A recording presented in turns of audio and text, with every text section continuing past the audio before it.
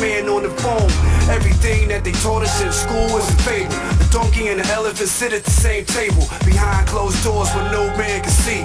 World bankers making decisions for you and me, politically correct or incorrect. How's the world's most strongest nation so deep in debt? We're playing war games, y'all, everybody's a threat. Nuclear bombs, cyber attacks, on deck. Little black boys trapped in the belly of the beast. Little white boys scared of them Catholic priests. Black man get killed every day of the week by the Ku Klux Klan disguised as police. Traded in their white sheets for a blue uniform. Ladies and gentlemen. Hello everyone, thank you for watching the Scott Report. I appreciate you tuning in tonight. Tonight we got a special guest in the studio, and we also got a special subject matter that we want to talk about. And it's a good time to talk about it because I'm sure that all of the emotionalism of the election is gone. So now we can get real and talk about what's really going on in the black community in terms of who has our best interests in mind and who doesn't. But in the studio, I have Miss Kayla, my baby sister. She probably don't like me to call her a baby sister, but this will be the first time and probably the last that I mention the fact, because I want her to hold her own, because she's not a baby. She's a serious woman with serious information to share with y'all. Kayla, what's going on? Good afternoon, good evening, good morning. How you feel? I'm feeling good. How are you? I'm good. We had a good Thanksgiving. Yes, oh, you're welcome. We did. You know? Still eating leftovers. Yeah, still tight. I think I gained like 5 pounds. I think so too. You're not supposed to say that. All right. So as y'all saw from the thumbnail, we're gonna talk about Miss Kamala Harris. Let me bring that display back up, and I'm gonna open up the conversation because I want folks to know that this particular politician, and she is a politician, who is pictured here with a shadow. And again, you can see it in the background if you're watching. You will see the famous, or I'll call it the infamous, shadow of her with Ruby Bridges as a young lady in the background. Well, the reality is she's really casting the shadow of a cop. Because as you'll see with the documentation that Kayla and I will share with you tonight, she has an extensive record of prosecuting black people, in particular black children. Hello? Yeah, black children. Kamala Harris, your girl, your AKA sister, who is not a sister, but we'll get into that too. Yeah, so we're gonna talk about all that tonight, and but let me get the party started, so to speak, with Kayla and your perspective, generally speaking, about Miss Kamala Harris. What you think about this particular politician here, Kayla? My opinion on her is, first and foremost, she is most certainly not for the African American community, black community. I feel that she has benefited from the emotions or the need of people in our community, our desire to just see someone that we feel looks like us, especially young black and brown girls. Mm-hmm. I feel that she has used this false sense of inspiration to leverage herself and kind of move in and gaining us as followers, or I guess her supporters. And in actuality, she has said on multiple occasions that she is not for our community or just for our community, which even the times when she said it, I didn't really feel that it was necessary. I feel that definitely all people are a factor, but when you can just differentiate our culture and make it seem like, well, I'm just not for black people, that just raises a red flag to me. Because if you're not for your own people, if you are not going to represent us, if you're not going to come from a place of understanding, care, protection, love, and really go into our communities and help us build it up, then why are you there? That's right. You're there for yourself.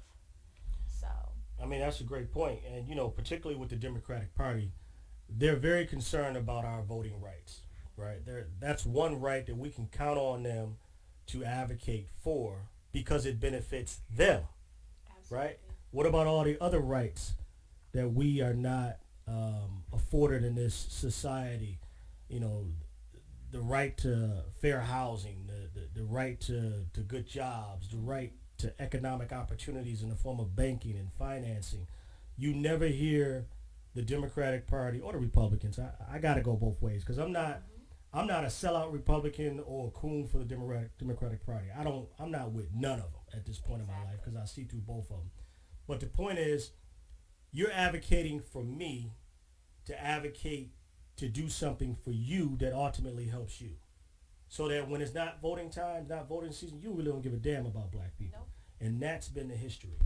But with that said, Kayla, let's jump into this video because, you know, it's one thing to talk about it, and I'm pretty sure there's a lot of educated people out there that know the history of Kamala Harris, but let's show some video. During the debates, when it was like 20 people running for president on the Democratic side, Tulsi Gabbard called her out. I remember this one. This was a couple years ago, right? Yeah, you remember this, right? Yeah. This is cold right here. So let me pull this up and let everybody take a look and listen to Tulsi Gabbard, who was running for president or for the Democratic nomination along with Kamala. Here we go. Congresswoman Gabbard, you took issue with Senator Harris confronting Vice President Biden at the last debate. You called it a, quote, false accusation that Joe Biden is a racist. What's your response? I want to bring the conversation back to the broken criminal justice system that is disproportionately negatively impacting black and brown people all across this country today. Now, Senator Harris says she's proud of her record as a prosecutor and that she'll be a prosecutor president, but I'm deeply concerned about this record. There are too many examples to cite, but she put over 1,500 people in jail for marijuana violations and then laughed about it when she was asked if she ever smoked marijuana. She blocked evidence. She blocked evidence that would have freed an innocent man from death row until the courts forced her to do so. She kept people in prison beyond their sentences to use them as cheap labor for the state of California. And she fought to keep cash bail system in place that impacts poor people in the worst kind of way. Thank you, Congresswoman. Senator Harris, your response? As the elected Attorney General of California, I did the work of significantly reforming the criminal justice system of a state of 40 million people, which became a national model for the work that needs to be done. And I am proud of that work. And I am proud of making a decision to not just give fancy speeches or be in a legislative body and give speeches on the floor, but actually doing the work of being in the position to use the power that I had to reform a system that is badly in need of reform. That is why we created initiatives that were about reentering former offenders and getting them counseling. It is why, and because I know that criminal justice system is so broken, that I am an advocate for what we need to do to not only decriminalize but legalize marijuana in the United States. I want to bring Congresswoman Gabbard back in. Your response, The bottom line is, Senator Harris, when you are in a position to make a difference and an impact in these people's lives, you did not, and worse yet, in the case of those who were on death row, innocent people, you actually blocked evidence from being revealed that would have freed them until you were forced to do so. There is no excuse for that, and the people who suffered under your reign as prosecutor, you owe them an apology. Senator Harris. My entire career, I have been personally opposed to the death penalty, and that has never changed. And I dare anybody who is in a position to make that decision, to face the people I have faced, to say, I will not seek the death penalty. That is my background. That is my work. I am proud of it. I think you can judge people by when they are under fire, and it's not about some fancy opinion on a stage, but when they're in the position to actually make a decision, what do they do? When I was in the position of having to decide whether or not to seek a death penalty on cases I prosecuted, I made a very difficult decision that was not popular to not seek the death penalty. History shows that, and I am proud of those decisions. Okay. All right, so that's Kamala Harris. Let me get back to the video here. And as you can see, she is not ashamed of her perspective. No. So what you think about that, Kayla? I think that Miss Harris is overly blatant. with her disrespect. I feel that she is clearly representing her stance on continuing to treat black and brown people like animals. Right. And at the end of the day, it's job security. It gives her a platform. It gives her power. It allows her to feel that she has a sense of control over a certain sector of people. Yeah. And again, I don't know how people are comfortably supporting her. And I think that what is happening in our community is that we're too emotionally based. That's right. That's right. So we support people because we like them. That's right. We like the way they look, or That's we right. like the way, whatever about the person, instead of properly doing the research, figuring out what this person's policies are, what they represent, who they support, what they're hiding, what they're advocating, and especially in a social media world that we live in now, there's really no excuse. Right. Especially they're not having information in the background. Yeah. Because all this was already out about Kamala Harris. Years and ago. She is, by all accounts, look, anybody that knows anything about prosecutors know that most of them are just dirty. Let's just be honest. They're trying to get a conviction. They're not out for justice. All right. It's like a win-lose. It's a game to them, right? Even if somebody is innocent. We can see that time and time again. But with Kamala Harris, she has a special place in terms of just being corrupt as a prosecutor. As Tulsi Gabbard pointed out, here's a woman, Kamala Harris, that went on the Breakfast Club and was like laughing and joking about smoking weed and Jamaican heritage and Bob. First of all, I think that's disrespectful for anybody that's Jamaican. But to laugh and joke about that, but have convictions on your record of 1,500 people in California that she prosecuted for minor drug charges, it's ridiculous, right? In terms of what you said earlier, which is so deep, the black community has to start looking at politics as a transactional process. It's an business. Arrangement of exchange, right? Yeah. I give you my vote, you do this. That's it. We're not friends. No. We will never be friends. We're not going to sit in the same room together. That's right. You're not even coming to my community. That's right. And they only come to our community when they want to get our vote. We got 50, 60, 70 years of Democratic Party loyalty. And y'all know me. I have a record of support for the Democratic Party. But the point is, we haven't been getting anything from that relationship. It's like being in an abusive relationship. Because we keep thinking that they're going to suddenly change their behavior, and they don't. They only care about you when it's time to get the vote. And we need to, like Kayla said, stop looking at them in almost like an entertainment way. Like okay, the Democrats is your team, right? Team Blue, Team Pepsi. And the Republicans is Team Red, Team Coca-Cola, and you down for your team. No, that's not what politics is. You got to separate it. This is not a popularity contest, and although people say that, it is not. It comes down to brass tacks. What are you going to give me in exchange for my vote? Exactly.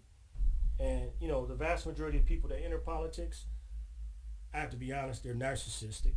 And they lie, right? Yeah. This is a lying politician. Kamala Harris don't give a damn about you. And we're going to show that. Because she's learned what she's had to do to get to the top.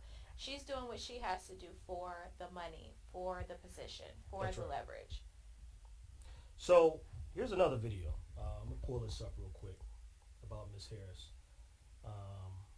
And we're going in on Ms. Harris right now, like I said earlier, because obviously, unfortunately, our folks get too emotional when it comes to talking about politicians. Because I understand.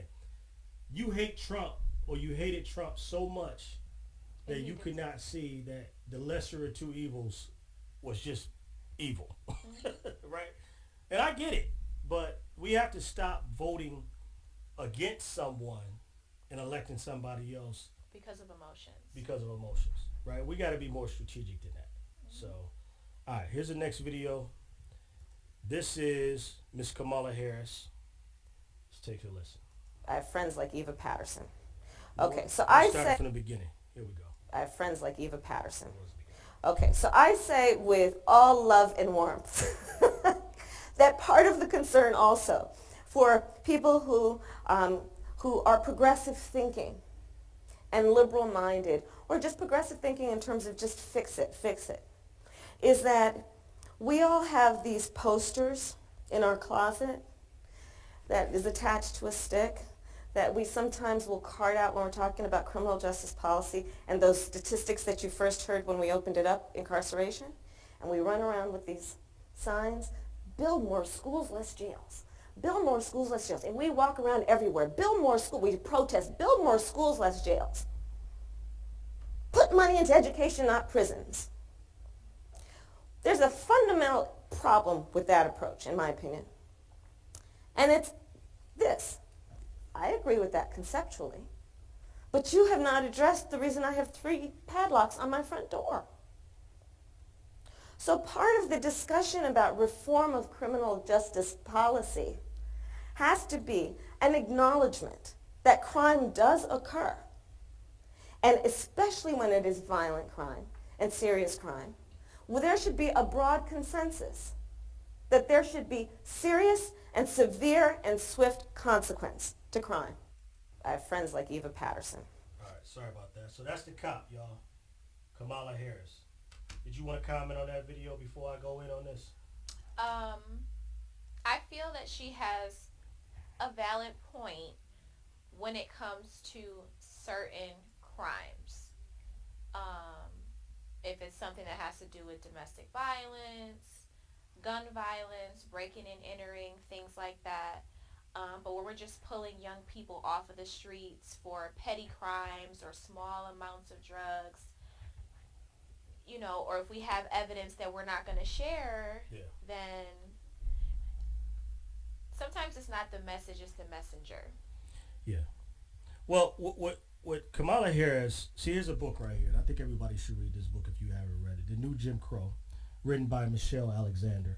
What she's not telling you in that speech is that the vast majority of people who are in prison are in there for drug crimes, mostly petty drug crimes, small amounts.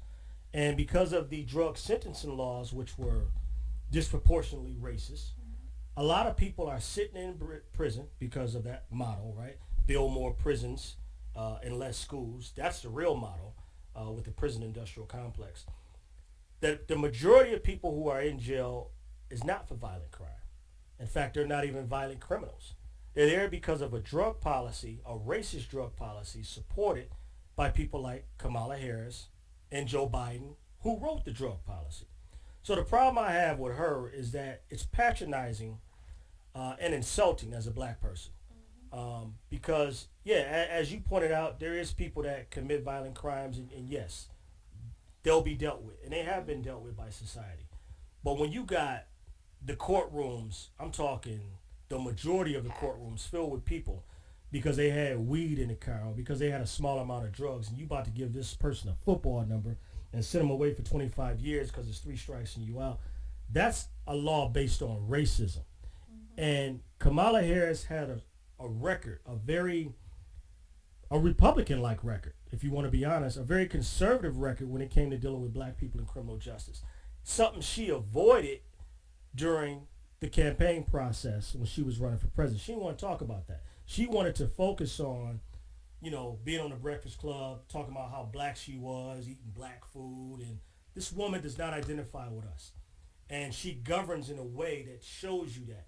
Don't look at how a person campaigns, look at how they govern when they get elected. That's what I say. I agree.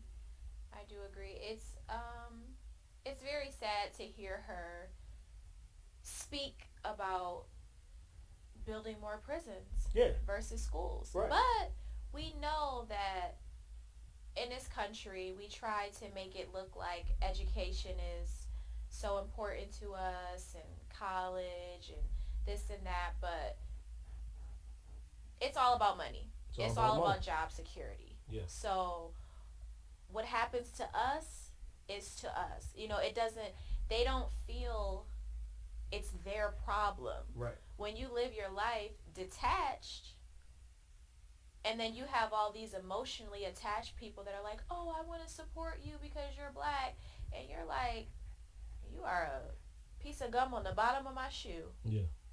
So. And two, I need your vote. And that's exactly what she has done and other politicians have done. So here's another clip for your girl. And you know what? I got to say this too. Anybody that laughs as much as she does in between making serious comments, they're suspect. I mean, to me, you're talking about a subject matter that's not really funny, especially if somebody's incarcerated. It's not a joking matter. But here we go again with the cackling and whatever. Here we go.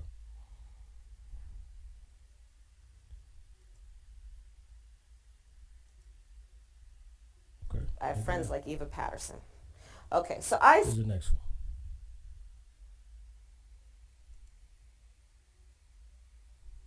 I have friends like Eva Patterson. All right, bear with me. Okay, so I say Audio with issues. all love and... Why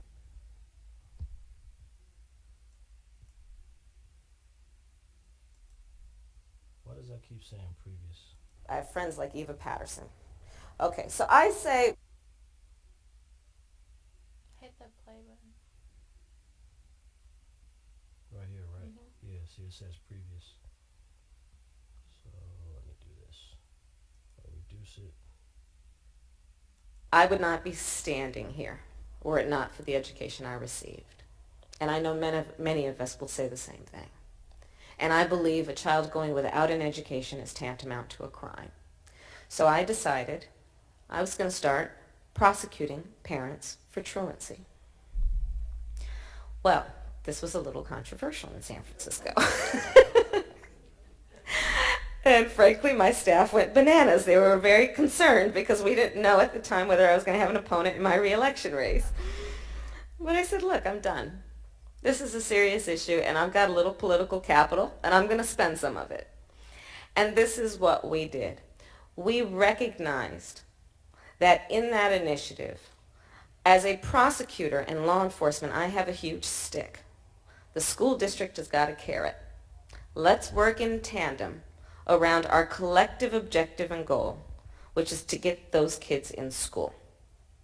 So, to that end, on my letterhead, now let me tell you something about my letterhead. When you're the DA of a major city in this country, usually the job comes with a badge. And there is often an artistic rendering of said badge on your stationery. So I sent a letter out on my letterhead to every parent in the school district, outlining the connection that was statistically proven between elementary school truancy, high school dropouts, who will become a victim of crime, and who will become a perpetrator of crime. We sent it out to everyone. A friend of mine actually called me and he said, Kamala, my wife got the letter. She freaked out. She brought all the kids into the living room, held up the letter, said, if you don't go to school, Kamala's going to put you and me in jail. Yes, we achieved intended effect. See, now that's not funny to me at all. So you got communities disproportionately affected by poverty, drugs, probably single-parent homes. Not probably, I'm sure single-parent homes. And this woman is prosecuting mothers because their children miss school. So the question becomes, all right, are they going to miss more school now that their mama's in jail? Or their dad's in jail? I think they are. Yeah. Talk to me, Kayla. It's not even funny. She's laughing. Subjects like that bother me because I don't particularly always think that a traditional school setting is the best for a child. Right. I don't always think that it's best for your child to be around strangers and to force itself to feel emotionally secure. That's right. At such a young age, being around young people. And with strangers. Strange people. Mm-hmm.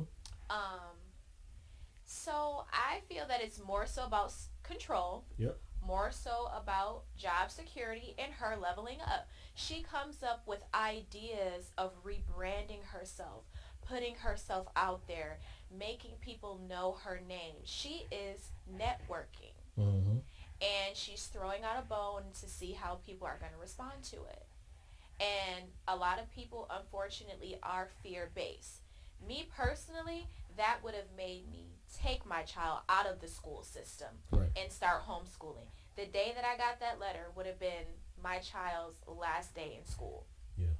Because we give up as Americans so much ownership of our own rights. Yeah. It's our decision how we choose to raise our kids, educate our children, what they do on a day-to-day basis. And not to say that kids do need to be educated. And there are some children that are at home and they're not eating and they're not learning and they're not getting that proper, I guess, attention that they're supposed to be getting. But I do feel that there needs to be a different approach. And I don't feel that a politician or a DA should be making that decision. Right. And why is it with our, because she was the DA, I think, of San Francisco. You know she's not talking about the white school districts in San Francisco with the truancy problem. She's clearly talking about the poor, black, Latino areas. Okay, people that so they can push around. Correct, right. People with no money and no power. This is how they operate. I'm reminded of what Malcolm X said. When you think about Brown versus the Board of Education, Malcolm said 60 years ago, he said, look, how am I going to send my children to the oppressive school and expect them, this is we should have never done that. Right, and expect them to get a quality education. To the people that don't care about me, that don't like me, that hate my guts, now I'm going to send my kids to their educational system and expect them to have a good result at the end of the day. So it doesn't happen that way. No, not at all. And that's from a historical I'm sure perspective. you've had issues in the school system. I've had issues in the school system. So and it's I a take prison it to personal. pipeline for a lot of people. Yeah. Go ahead. I have personal experiences that I've had dealing with these school systems and these teachers. Yep. They don't identify with Nope. black and brown children the way that they do with white children. They don't see me as their child. No. So they don't treat me as such. They treat me like a number. Yeah. Right. Something that needs to be disciplined. And that's why they're so quick to call the police on a black child. I saw, and this might have been, I don't know, 5 years ago, maybe less. And it might have been a Facebook post actually, but it showed like a 5 or 6 year old child in handcuffs. So this is their resort, and right? taking it home, right? I think I remember that. Yeah, I'm gonna lock the kid up for doing something in school. This is school, really? You gonna lock? And then the mentality is when it comes to a black child, you got to teach them a lesson using severe punishment, right? You got to lock them up in handcuffs and put them in a police car. What message is that sending? I'm not safe. There you go. I'm a bad person. So it's a mess. But what Kamala Harris and her ilk, people like her, they promote this nonsense and they sell it back to the black community like it's something helpful or constructive when it is ultimately totally destructive. It doesn't help the situation. It just pours gasoline on the fire. And her children don't look like us. Oh, hell. So she doesn't have that to worry about. No. In fact, she doesn't have children. She is the mother of her adopted children by her white husband. Yeah, so, I mean, there you go. A woman who's not African American. She's not ADOS. Her mother was Brahmin Indian. Her father was, I think, a Jamaican, but he was mixed, right? And plus, she doesn't have the black experience. So to me, when I look at Kamala, I think about the Obama construct, right? Raised in Hawaii, Kenyan father, white mother from Kansas. What do you really? How can you identify with somebody from the hood that grew up in black America? You have no identification. No. But they use it to get elected. Like she used AKA and Howard to get elected. But when she was in office, she was something totally different. So it's by design. We got to stop falling for it as a community. And I hope we do. And the only way we're going to get clear on it is we're going to have more conversations like this. And we'll continue to do that. All right, we're going to go to the next video here.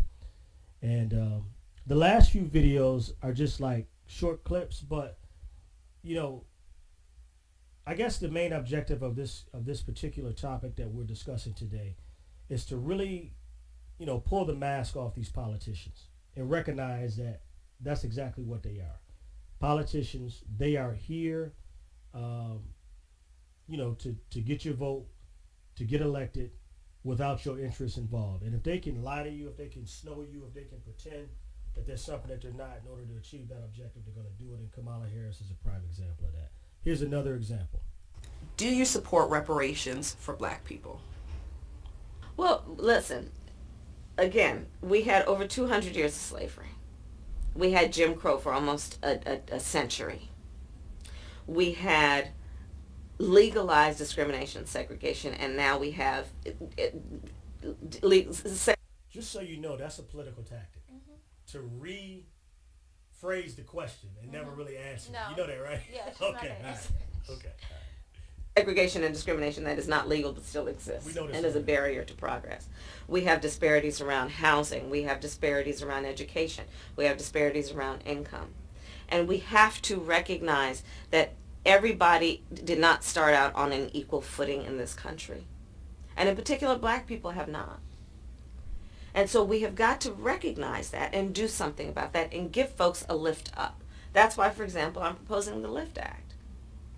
Give people who are making $100,000 or less as a family a tax credit, which will benefit and uplift 60% of black families who are in poverty. So by default, it affects black families, but there's not a particular policy for African Americans that you would explore. But no, if you look at the reality of who will benefit from certain policies, when you take into account that they're not starting at the same place and they're not starting on equal footing, it will directly benefit black children, black families, black homeowners, because the disparities are so significant. So if we focus on the specific issues that have resulted in the greatest disparities, and we understand that that's part of why we're doing it. Listen, the reality also is this: any policy that will benefit black people will benefit all of society. Let's be clear about that. Let's really be clear about that. So I'm not going to sit here and say I'm going to do something that's only going to benefit black people. No, because whatever benefit. Yeah, I heard that. That sounds like a comedy skit. It does. Like a Dave Chappelle skit Yeah. or somebody, right? Wow. All right, we're going to finish it up, and then we got to have That a black discussion. family will benefit that community and society as a whole and the country. Right? So that is classic political bullshit. And I'll tell you why in a second, but Kate, I'm going to let you respond first. No response? I feel that,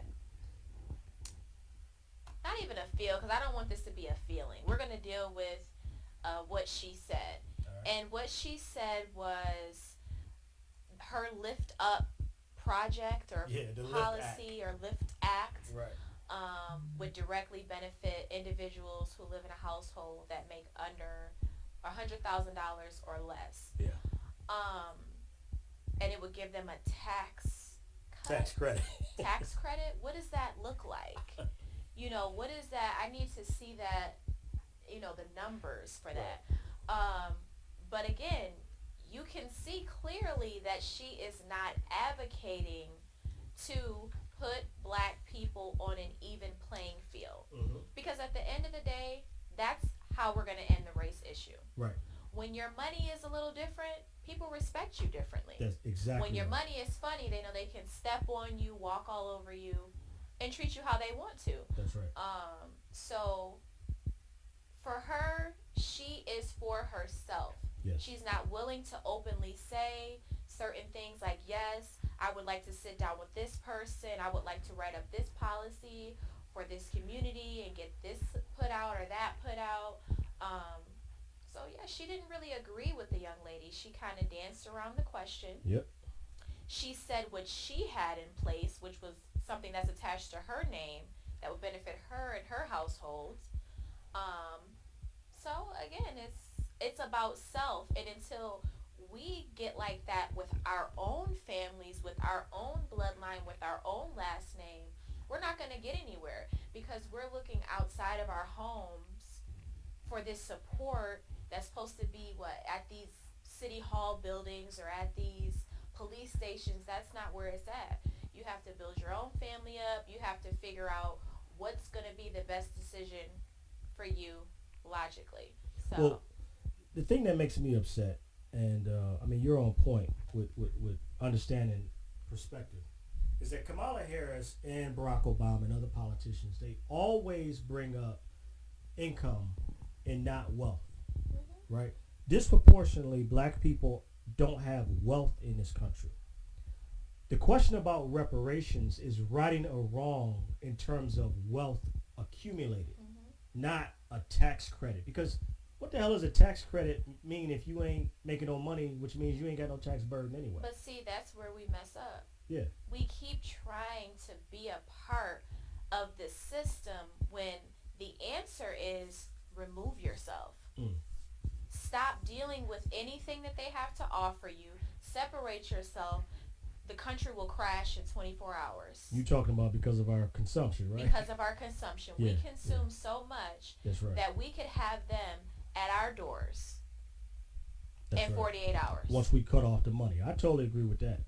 But with Kamala Harris, in terms of reparations, she flat out said, if you think I'm going to do something specifically for black people, no.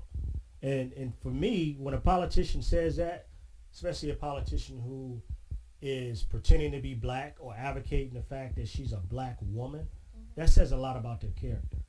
Because she didn't have to come out and say it quite like that. It may not even be reparations. It could be another issue altogether. But to say I'm not going to specifically do anything for black people. She's saying no. She's saying no. But politicians have been telling the black community for decades that a rising tide will lift all boats. Kennedy said that, right, in the 60s. In other words, we're not doing anything specifically to right the wrong of slavery, Jim Crow, and all the other stuff that she mentioned, because I'm pretty sure y'all caught this too, the fact that this woman just reiterated the question. That she didn't get into the meat of it. She just repeated what the reporter said to her, broke it down, and then threw it back, and then just say no, right? But no, she didn't want to do that. I have a problem with Kamala Harris on so many levels, but the biggest part is the fact that this woman has a consistent record of being anti-black in terms of policy, then getting in our face and lying, pretending that she's for us, with like I keep referencing the Breakfast Club interview, with the smoking of weed and the listening to rap music, all of this identity politics, which doesn't mean shit at the end of the day. At the end of the day, that's not going to help our community. No. And again, the reason why I keep stressing our community is because this is the community that she went after in terms of the vote. In other words, like Joe Biden said, if you don't vote for me, you ain't black. He chose this woman to be on his ticket because of the color of her skin and the perception that she's a black woman. But she is not a black woman, and her policies dictate that. But we're getting ready to wrap up the show. Kayla, did you want to say any closing words regarding this particular subject matter? I just would like to say,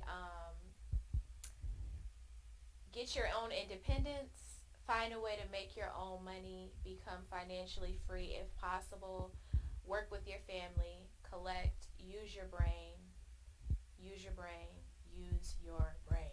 Yeah. And that's it. And your resources. Yeah. A lot of us have business opportunities right around us in our own neighborhood, but we run from it. And just to edify that. Because we don't have the money. Right. There's not enough hours in the day. Yeah. That could be a reason. But at the same time, there's a lot of people, foreigners, coming to our community every day, getting rich. Yep. They see some things that maybe you don't see. And we need to start taking advantage of those opportunities, owning the businesses in our community, and starting from that ground. Look, I want to thank y'all for watching the Scott Report. I want to thank Kayla for coming on the show. Be sure to click the subscribe button, which is in the lower left corner. Like the video. And again, we're going to be back with more hot topics like this in the future. Y'all have a good night.